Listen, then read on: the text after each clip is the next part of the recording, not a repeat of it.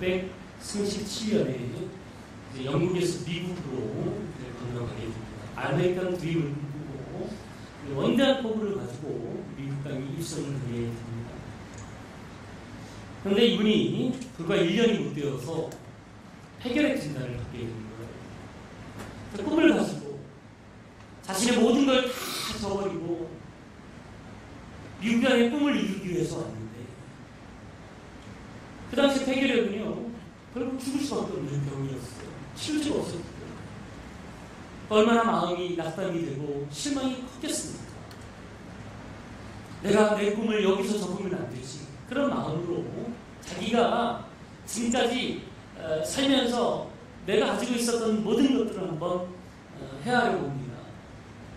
돈은 이미 영국에서 가져왔던 돈은 1년 되니까 다 썼어요. 거의 떨어져서 이제 비용이 얼마 남지 않았어요. 이걸 가지고는 뭘 묻어냈는 거예요.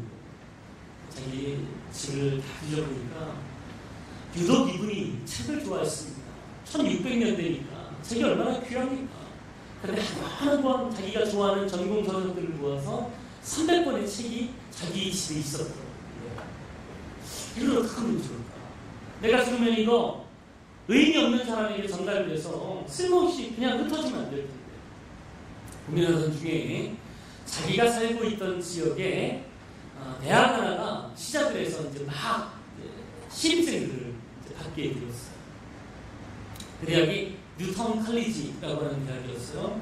거기에 이제 편지를 한 장 보냅니다. 내가 갖고 있는 책이 한 300권 정도 되는데 이 책을 귀하의 학교에 좀 기증하고 싶습니다. 그러니 거기서도 뭐 대학이 금방 세워졌으니까 책이 얼마나 부족하겠어요. 도서관에 책이 있어야 학생들이 와서 책을 읽고 도전을 받고 그럴 텐데 학업에도 이제 도움이 될 텐데 적극적으로 이 책이 필요한 시기에 누군가가 기준이 된다니까 어휴 감사합니다. 그리고는 책을 받게 되었고 그 책과 함께 이 존이라고 하는 목사님이 편지를 한 통 써서 이제 그 학교에 보냅니다. 기증서와 함께 편지를 써서 보냈는데 그 편지에 이렇게 기록되어 있습니다. 나는 이 땅에 꿈을 안고 찾아왔습니다. 나는 좀 더 신학을 공부하고 싶었고 법률을 공부하고 싶었고 과학을 공부하고 싶었습니다. 그래서 훌륭한 신학자, 훌륭한 법률가, 훌륭한 과학자가 되어서 나뿐만 아니라 이 땅에 있는 많은 사람들에게 선한 영향력을 끼치는 그런 꿈을 위해서 이 땅에 찾아왔습니다. 그런데 하나님이 저를 좀 일찍 부르시는 것 같습니다.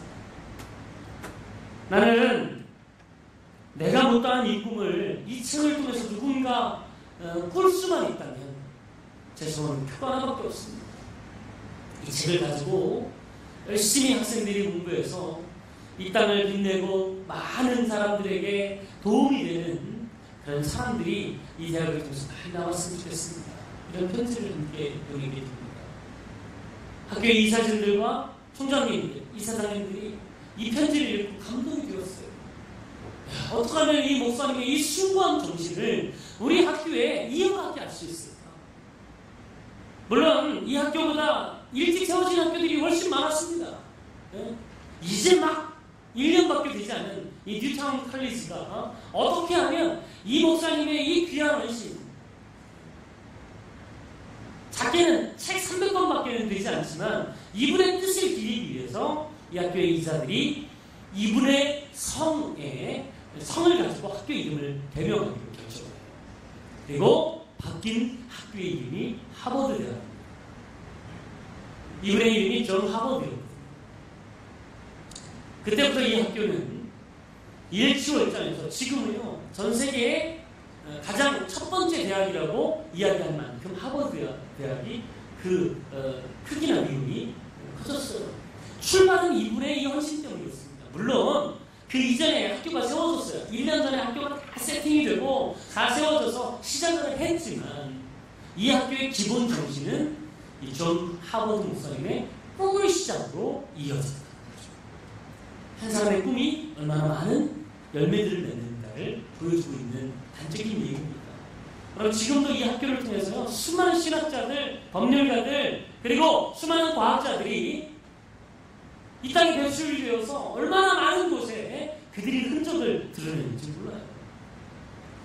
저는 시대가 어둡고 힘들어질수록 꿈꾸는 사람이 많이 나와야 된다고 믿습니다. 요즘 청년 실업이 뭐 얼마나 많을지 몰라요. 직업을 찾을 수가 없다. 대학을 나와서도 노는 사람들이 이렇게 많은데 이거 어떡하냐 문제다 이야기를 하지만 여러분 그럴 때일수록 우리가 꿈을 꾸고 믿음으로 하나님의 꿈을 마음에 품는 사람이 많이 생길 때 우리의 미래는 달라지게 될 수 있습니다. 힘들다고 어렵다고 꿈까지 포기하면 정말 미래는 안 나가는 거죠.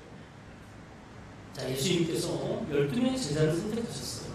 자, 예수님이 12명의 제자를 선택하실 때 예수님이 제자를 그냥 저들을 어떻게 부려먹을까? 내 신부리면라도 하게 해야지 이런 마음으로 제자를 부르셨을까요? 절대로 그렇지 않았다는 거죠. 예수님에게도 꿈이 있었어요. 그 꿈을 위해서 이들이 쓰임받았으면 좋겠다. 그래서 예수님이 선택한 이 12명의 제자를 통해서 이 세계에 복음이 퍼지고 이 땅에 많은 생명들이 구원받고 살아나는 그런 꿈을 가지고 12명을 선택하시는 거예요. 그러니까 하나님도 예수님도 우리를 선택하셔서 부르실 때는 꿈이 있었다는 거예요. 자, 그래서 예수님이 선택한 12명의 제자들에게 예수님은 꿈의 이야기를 해주시는 거예요. 오늘 그 시리즈 중에 한 편이 겨자씨 비유입니다. 오늘 본문이 이렇게 시작합니다. 어떤 사람이 작은 겨자씨 하나를 심었어요. 그랬더니 그것이 싹나 자라가지고 큰 나무가 되었어요. 이제 그 나무가 많은 새들을 품고 보금자리를 전해줄 수 있는 그런 나무로 성장했다. 그 이야기를 오늘 예수님께서 해주고 하신 거죠. 이것이 바로 예수님이 제자들 향해서 꾸었던 꿈이었다는 거죠. 너희들이 지금은 겨자씨처럼 보잘것없는 존재라고 자신을 바라볼지 모르겠지만 나는 너를 그렇게 바라보지 않는다.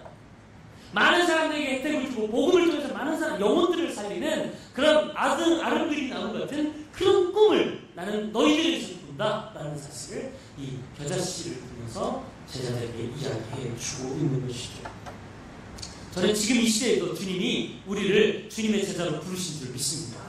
그렇다면 우리도 마찬가지로 예수님께서 12제자에게 꿈꾸었던 그 꿈이 우리에게도 동일하게 그 꿈이 있다는 거죠. 자, 예수님 제자를 불러 우리를 제자로 부르셨는데 우리를 부르실 때 그냥 성가대에 써먹어야지 이 마음 가지고 예수님이 제자들을 부르신 게 아니란 말이죠. 이 사람을 통해서 어떻게 이 나라를 바꾸고 이 세상을 복되게 할 수 있을까? 그러니까 하나님의 꿈을 가지고 우리를 부르신 줄 믿습니다. 자, 그렇다면 우리를 향한 하나님의 꿈을 어떻게 하면 우리가 이루는 삶을 살 수 있을까? 첫 번째로는 지금의 현실에 부끄러워하지 말아야 된다는 것입니다. 자, 우리가 하나님께서 기대하시는 꿈을 이루는 인생을 살기 위해서는 가장 먼저 내 자신이 지금은 씨앗 같은 존재일지라도 결코 그것에 대해서 부끄러워하거나 부정하지 말아야 된다는 것입니다. 자, 여러분 아름드린 나무도요 처음 시작은 다 씨부터 시작했습니다. 근데 우리는요 이 과정이나 출발은 생각하지 않고 무조건 결과만을 바라봐요. 나도 저렇게 되고 싶은데 왜 나는 저렇게 되지 않을까? 여러분 그렇게 된 것도 처음 시작은 씨부터 시작했다는 거예요. 씨부터. 그러니까 이 씨앗의 모습에 대해서 작다고 부끄러워하거나 부정하지 말아야 된다는 거예요. 그래서 수용할 수 있는 마음이 필요하다는 것이죠. 아무리 내가 작고 부족해도 꿈을 꾸는 그 순간 내 안에서 위대한 역사는 시작되는 것이죠. 이게 중요한 거예요. 자, 예수님께서 처음 제자들을 부르셨을 때에 자, 제자들의 입장으로 한번 돌아가 보겠습니다. 자, 예수님을 따르는 이 제자들의 입장에서 처음에는요 제자들은 엄청난 기대를 가지고 예수님을 따랐을 거예요. 사실 예수님 시대에 가장 인기 있었던 사람은 예수님이 아니라 세례 요한이었습니다. 세례 요한이 무슨 말만 하면요 지금 이야기하는 대로 빵빵 터지는 거예요. TV에서 다루고 이슈가 되고 사람들이 인기가 있어서 세례 요한이 가는 곳마다 막 인산을 인해를 이루고 사람들이 막 찾아오고요. 그리고 세례를 주잖아요. 그러니까 특정적인 어떤 그런 자기만의 그런 트레이드 마크가 있었어요. 세례를 받고 통곡하고 회개하고 돌아오고 막 이런 역사들이 있었어요. 남녀노소 할 것 없이 다 세례 요한을 존경하고 좋아했고 따라왔던 가운데 최고의 인기 있는 사람이 세례요한이었어요. 근데 어느 날 갑자기 세례요한이 나는 진짜가 아니다. 내 뒤에 오시는 분이 진짜다. 나는 그 사람에 비하면 신발끈 풀기도 감당하지 못했어요. 그 사람이 누구냐? 예수님이라는 거예요. 그러니까 처음에 제자들이 예수님을 따를 때 그 기대감이 얼마나 컸겠습니까? 세례요한이 다음 주자로 지목한 사람이 예수님인데 이 사람이 훨씬 주인공이래. 그럼 처음부터 예수님을 따라다닐 때 제자들의 입장에서는요, 세례요한보다 더 나은 인기, 더 나은 능력, 더 나은 이 매력, 응집력 이런 것들을 기대하지 않았겠습니까? 근데 웬걸요? 예수님 따라다니는데 쫓아다니는 사람이 없어요. 간혹가다 기적은 베푸셨지만 오히려 그 기적 때문에 바리새인들이 공격하고 죽이려고 하고 트집잡고 이런 사람들만 많아지는 거예요. 심지어는 이 제자들이 열심히 전도했는데 믿고 돌아온 사람이 극히 적었어요. 그래서 제자들이 예수님에게 물어요. 왜 우리는 전도하는데 열매가 이렇게 없나요? 심지어 그렇게 이야기할 정도로 예수님의 초반의 사역은 참 힘들었어요. 자, 이때 제자들의 마음은 어땠을까요? 내가 예수님 따라다니는 게 맞는 일인가? 그냥 세례만 따라다니는 걸 괜히 그냥 이상한 얘기 해가지고 내가 이러다가 실패하는 거 아니야? 이런 마음이 왜 안 들었겠어요? 자, 그때 예수님께서 제자들을 모아놓고 무슨 얘기를 하시냐면 꿈에 대한 얘기를 하시는 거예요. 지금 사람들이 쫓아다니지 않는다고, 지금 뭔가 이슈가 일어나지 않는다고, 지금 뭔가 사람들이 확 잡는 무언가가 없다 할지라도 절대로 그것 때문에 기죽지 마라. 여러분, 결국 예수님 때문에 어떤 일이 일어납니까? 이 세상이 다 구원을 받아요. 네? 예수님 때문에 생명이 자라나고요, 이 땅에 죽어가는 영혼들이 일어나기를 믿습니다. 출발은 미약했지만 여러분, 그 미약한 출발을 부정하거나 부끄러워해서는 안 된다는 사실을 예수님은 지금 제자들에게 이야기하고 있는 것입니다. 사실 작은 게 얼마나 소중한지 몰라요. 우리가 작은 거 소홀히 했다가 낭패를 당한 일이 얼마나 많습니까? 1900년대 초에 그 성수대교가 무너졌죠. 그래서 출퇴근하는 32명의 학생들이 32명의 학생들과 출퇴근하는 사람들이 그 자리에서 목숨을 잃어요. 갑자기 다리 중간이 땅에 푹 꺼지면서 들어가 버리니까 이게 얼마나 충격이 컸겠어요. 많은 사람들이 그 원인을 조사해봤습니다. 그랬더니 정말 말도 안 되는 원인이 뭔지 아십니까? 그 다리를 이었던 볼트 하나가 잘못됐던 거예요. 원래 그 성수대교가 1900년대 사고가 났지만 건설되기는 1700년대에 건설됐습니다. 다리를 처음 놓을 때는요, 서울이나 할지라도 하루에 100대 이상을 그 다리를 건너지 않았대요. 100대 이상 건너지 않았대요. 그 당시 기준으로 보면 완벽했어요. 괜찮았습니다. 근데 20년이 지난 1990년대에는요, 1시간에 100대 이상 그 다리를 통과하는 거예요. 그러니까 그 하중이 얼마나 컸겠습니까? 그러면 세월이 지나면서 사람들이 볼 때 그 당시 건설될 당시에는 괜찮았지만 세월이 지나면서 환경이 변하면 그거에 맞게 이 다리가 보수되어지고 관리되어져야 되는데 문제없게 지금은 관리 소홀한 거예요. 거기에다가 다리 쇠 부분을 연결하는 이제 이 볼트를 채워야 되는데 그 볼트를 채워야 될 구멍이 서로 좀 맞지 않으면요, 볼트가 안 들어가잖아요. 그럼 사람들이 꾸겨 넣는 거예요. 그러다가 볼트가 휘어진 거예요. 휘어진 부분이 결국은 녹이 슬고 하중을 견디지 못해서 끊어져가지고 결국은 그 다리, 큰 다리가 볼트 하나 때문에 무너졌다는 사실. 볼트 하나 소홀히 여기니까 결국 그 참사를 당하게 된 거 아닙니까? 여러분, 우리가 갖고 있는 게 작다 할지라도요, 그 작은 것에 소홀히 여기면 절대로 하나님이 주신 꿈을 이루는 인생이 될 수 없습니다. 작은 걸 소중히 여기는 그런 마음가짐이 우리에게 필요한 것이죠. 자, 예수님의 제자들 12명도 마찬가지예요. 열등감과 패배주의에 빠져있던 이 제자들에게 예수님은 꿈의 이야기를 하시는 이유가 무엇일까요? 모든 위하는 것은 작은 것부터 시작한다는 사실을 그들에게 일깨워주기 위해서였어요. 사람들은요, 별거만 생각하지 다 중간에 과정은 다 무시합니다. 여러분, 씨가 자라서 나무가 되기 위해서는 반드시 거치는 과정이 있어요. 자, 이것을 이야기하는 것이 오늘 좀 보면 바로 직전에 있는 이야기입니다. 26절부터 29절까지 한번 보겠습니다. 자, 마가복음 4장 26절 29절 시작. 또 이르시되 하나님의 나라는 사람이 씨를 땅에 뿌린 것 같으니 그가 밤낮 자고 깨고 하는 중에 씨가 나서 자라되 어떻게 그리 되는지를 알지 못하느니라. 땅이 스스로 열매를 맺되 처음에는 싹이요 다음에는 이삭이요 그 다음에는 이삭에 충실한 곡식이라. 열매가 익으면 곧 낮을 되나니 이는 추수 때가 이르렀습니다. 할렐루야. 그러면 씨앗도요 심으면 시간이 지나야 싹이 나고 그 싹이 자라서 나물이 되고 나물이 자라서 열매 맺는 나무가 되는 거예요. 근데 우리는 늘 열매만 바라봐요. 열매만 따길 원해요. 여러분, 씨앗이 시간이 지나면서 비바람과 모진 그런 시간들을 견뎌내야 열매를 맺게 되는 거예요. 지금 내가 견디는 현실이 힘들고 작고 어렵다 할지라도 그것을 이겨내는 것이 우리가 해야 될 일인 줄 믿습니다. 저는 지금의 젊은 세대들이 이런 근성이 필요하다고 믿습니다.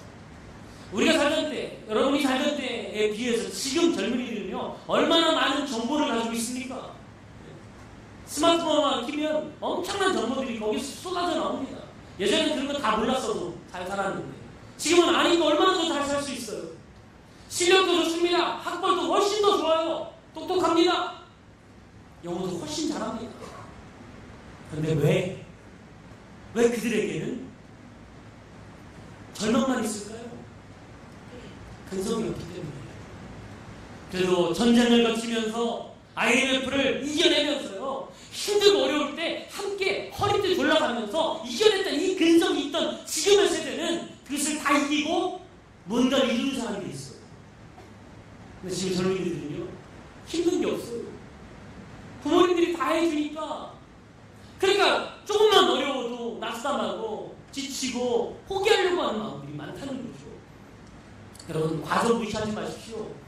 내 지금 현실이 작다고 힘들다고 어렵다고 그것 때문에 주저앉으면 안 됩니다.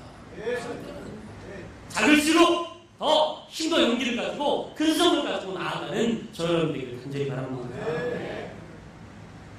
두 번째로는요, 가능성을 볼 수 있어야 된다는 것입니다. 자, 주님은 이 겨자씨 비유를 통해서 단순히 작은 것만의 중요성을 이야기하지 않아요. 작은 것을 중요시 여겨라 라는 이야기를 하려고 했다면 겨자씨보다는 그 팔레스타인 지역에 많은 모래나 먼지를 이야기했을 거예요. 얼마나 많습니까?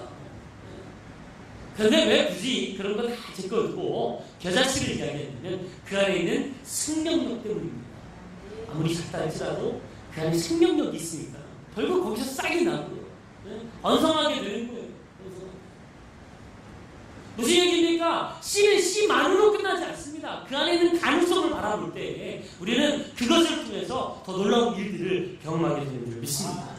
생물학자들이 연구를 했습니다. 겨자씨의 크기나 무게를 연구했어요. 그랬더니 겨자씨는 크기가 직경이 1mm밖에 안 됩니다.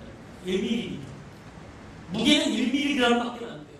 눈에도 잘 보이지 않는 그 씨가 심기어지면 평균 겨자씨가 자라면 1.5m가 자랍니다.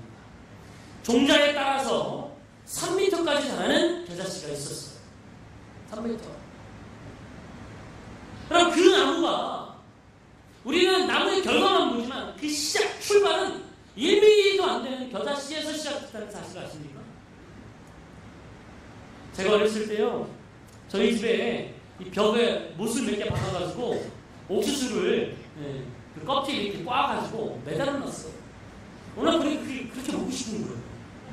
저거 좀 해달라고, 쪄달라고, 삶아달라고 얘기해도 어머니가 그렇게 안 해주시는 거예요. 나중에 서운하더라고요. 아니, 아들이 중에 저 옥수수 가지고. 근데 끝까지 안 해주세요. 왜냐하면 저는 그 옥수수가 먹을 거 하나로 보였지만 저희 부모님에게는 20자루의 옥수수가 그 안에 있는 거예요. 나중에 봤더니 그거 다 따가지고요 심으니까요 정말 엄청난 옥수수가 생기더라고요. 씨 한두 개 심으니까요 거기서 10자루 이상의 옥수수가 생기는 거예요. 옥수수가. 그러니까 여러분, 우리가 볼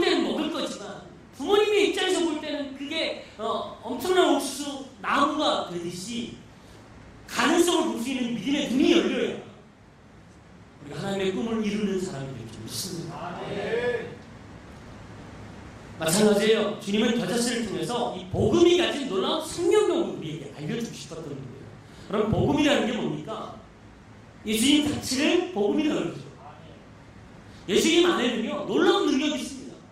생명을 살리는 능력이 있어요. 실제로 예수님께서 씨앗이 심겨진 것처럼 십자가를 통해서 이 땅에서 죽으니까 이 땅의 모든 인류들이 살아나는 복된 생명의 열매를 우리 가운데 맺게 하신 줄 믿습니다. 그래서 예수님만 있으면 예수님을 통해서 우리는 놀라운 능력도 축복도 누리게 되는 줄 믿습니다. 예수님이면 충분한 거예요. 예수님 한 분이면 충분한 거예요. 자, 여기서 말하는 이 가능성이라고 하는 것은요 내 능력을 믿는 그 가능성을 이야기하지 않습니다. 우리 안에 함께 하시는 예수님 때문에 우리는 가능성 있는 존재가 되는 것입니다. 실제로 이것을 예수님께서는 마지막 이 땅을 떠나실 때 제자들에게 이렇게 이야기하셨습니다. 마태복음 28장 20절 말씀입니다. 같이 한번 읽어보겠습니다. 마태복음 28장 20절 시작. 내가 너희에게 분부한 모든 것을 가르쳐 지키게 하라. 볼지어다 내가 세상 끝날까지 너희와 항상 함께 있으리라 하시니라. 아멘. 예수님께서 우리에게 뭐라고 얘기하시냐면 너희들은 가서 내가 너에게 말한 모든 것들을 가르쳐 지키게 하라는 거예요. 가르쳐 지키게 하라. 언제까지? 세상 끝날 때까지 지키게 하라는 거예요. 세상 끝날 때까지. 무슨 얘기입니까? 예수님의 말씀을 통해서 이 세상은 변화될 수 있다는 거예요. 하나님의 나라가 될 수 있다는 사실을 예수님은 강하게 얘기하는 그게 너희들의 가능성뿐만 아니라 내가 너희와 함께 할 텐데 복음이 내가 너희와 함께하면 너희들이 능력을 가지고 그 일을 감당할 수 있다는 거예요. 저 우리 교회가 인천을 예수만으로 만드는 교회가 되는 줄 되게 하실 줄 믿습니다. 지금 현실은 어떻습니까? 청천 이동도 잘 감당 못하죠. 그러나 우리 안에 예수님만 계시면 그 능력이 그대로 이루어지게 될 줄 믿습니다. 청천 이동뿐만 아니라 이 땅을 변화시키고 인천을 예수만으로 만드는 일에 귀하게 사용되는 그런 교회가 될 줄 믿습니다. 마태복음 17장에 보면요 예수님께서 간질병에 걸린 어린아이 하나를 가지고 제자들이 실험을 하다가 결국은 이 아이를 고치지 못하고 예수님이 그 집에 방문하게 됩니다. 제자들이 이렇게 실험했는데 이 아이를 고치지 못했습니다. 예수님 어떻게 좀 해주십시오. 그때 제자들이 예수님께 물었던 질문이 뭐였는지 아십니까? 예수님 우리는 왜 안 됩니까? 왜 예수님처럼 우리는 기적을 일으키지 못합니까? 그때 예수님께서 하신 말씀이 뭐냐면 너희 믿음이 적은 명분이다. 믿음이 적어서 그렇다는 거예요. 정말 중요한 건 믿음입니다. 자, 우리 안에 가능성이 있습니다. 분명. 우리가 꿈을 꾸는 순간 우리는 하나님이 함께 하심으로 가능성 있는 존재가 되었습니다. 이걸 믿어야 돼요. 믿지 않으면 소용없다는 거예요. 자, 이 이야기 마태복음 17장에 이 간질병 걸린 아이를 고치지 못하는 제자들에게 해주셨더니 믿음이 적은 영혼이라 이 이야기 바로 다음에 또 예수님께서는 겨자씨에 대한 이야기를 해주세요. 마태복음 17장 20절 말씀입니다. 같이 한번 읽겠습니다. 시작. 이르시되 너희 믿음이 작은 까닭이라 진실로 너희에게 이르노니 만일 너희에게 믿음이 겨자씨 한 알만큼만 있어도 이 산을 명하여 여기서 저기로 옮겨질 것이다. 또 할렐루야. 자, 겨자씨 하나만한 믿음만 있어도 이 산을 명해서 저기로 옮겨져라 명령해도 그대로 된다는 거예요. 또 못할 것이 없게 된다는 것이에요. 이게 하나님이 주신 가능성이에요. 정말 중요한 건 뭡니까? 우리가 믿지 못하기 때문에 이를 하나님을 믿지 못하기 때문에 가능성 없는 존재처럼 여겨지는 것입니다. 주님을 믿기만 하면 주님이 함께 하신다는 사실을 믿기만 하면 우리 안에는 놀라운 가능성이 이미 시작된 줄 믿습니다. 우리 모두가 주님을 믿는 믿음으로 우리의 미래를 보는 가능성의 눈이 열리길 간절히 바랍니다. 마지막 세 번째로는요, 축복의 통로가 될 수 있음을 기대해야 된다는 것입니다. 자, 우리가 하나님의 기대대로, 하나님이 보시는 가능성대로 그대로 성장하기만 하면 반드시 우리는 변화가 될 줄 믿습니다. 작고 부끄러운 모습이 출발이 할지라도 하나님을 믿는 믿음을 가지고 성장하기만 하면 반드시 주님의 꿈은 우리의 삶을 통해서 이루어진다는 것이죠. 여러분, 이것이 겨자씨 하나의 꿈입니다. 작은 겨자씨 하나가 자라서 울창한 나무가 될 때 그 나무에 수많은 새들이 둥지를 들고 자라나게 되는 거예요. 거기에서 안식처가 될 수 있는 거예요. 여러분, 우리가 꾸는 꿈이 바로 이런 꿈이 되길 간절히 바랍니다. 우리가 3주 동안 삼전복을 맛보자라는 주제를 가지고 새벽기도 했어요.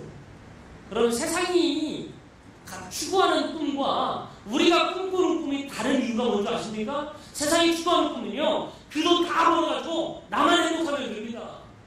나만 잘 살면 됩니다. 떵떵거리고 못한 일 없이 잘 되면 됩니다. 우리 자식들만 잘 키우면 됩니다. 이게 세상이 말하는 꿈이에요. 그러나 하나님이 원하시는, 우리에게 기대하시는 꿈은 적어도 그건 아니지 않습니까? 우리가 잘 돼서 우리 주변이 잘 되고 우리 아는 사람들이 일어나고 살아나야 되는 거 아니겠냐고. 이게 진정한 하나님의 백성들이 꾸어야 될 꿈이라는 사실을 기억하시길 바랍니다. 저는 안타까운 게요, 외국을 보면 거룩한 부자, 깨끗한 부자들이 참 많습니다. 엄청난 돈을 벌고 그 돈을요 마지막에는 재단을 지어서 거기에 기부해요. 그리고 철저하게 관리할 수 있도록 인물들을 뽑아서 그것을 관리해요.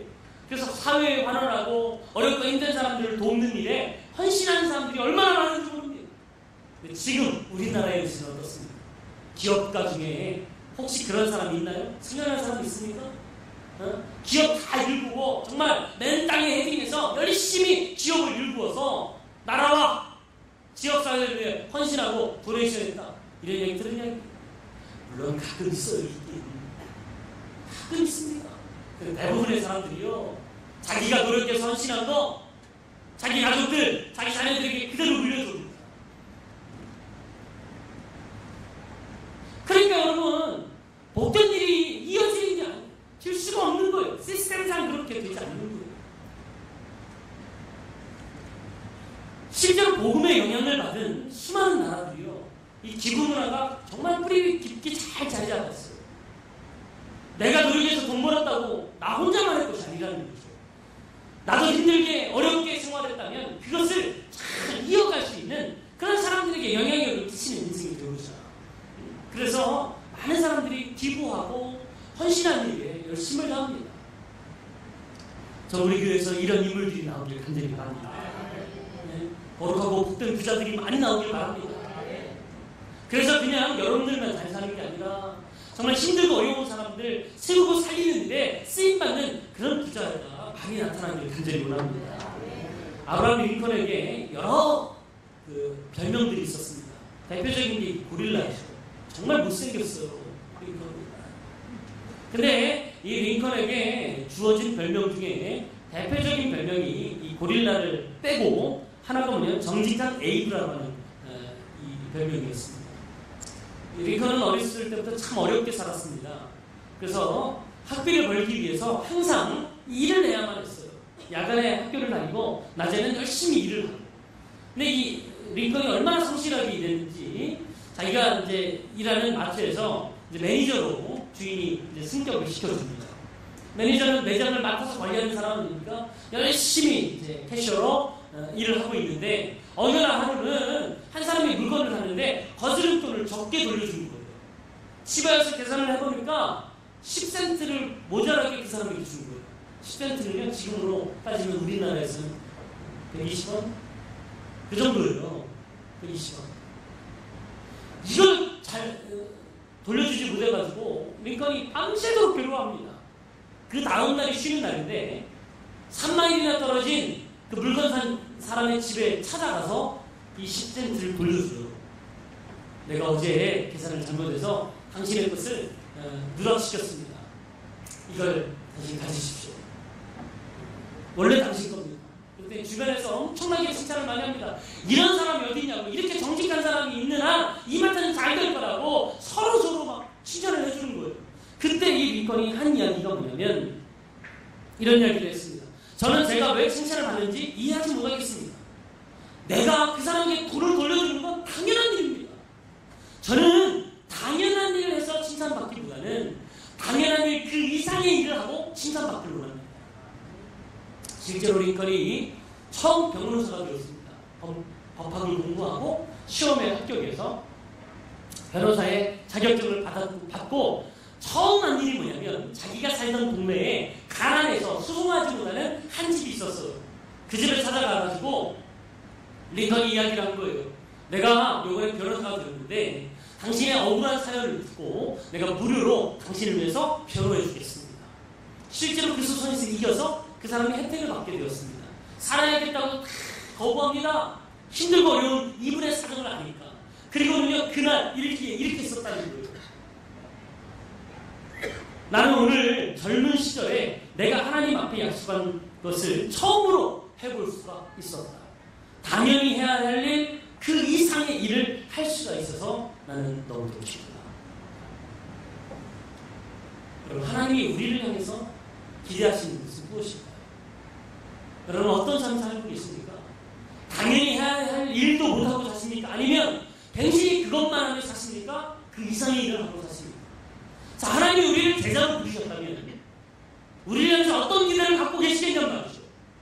그냥 내가 당연히 해야 되는 그것만 하는 인생이 아니라 그 이상의 일을 바라보면서 우리에게 그 꿈을 갖고 계시지 않겠냔 말이죠.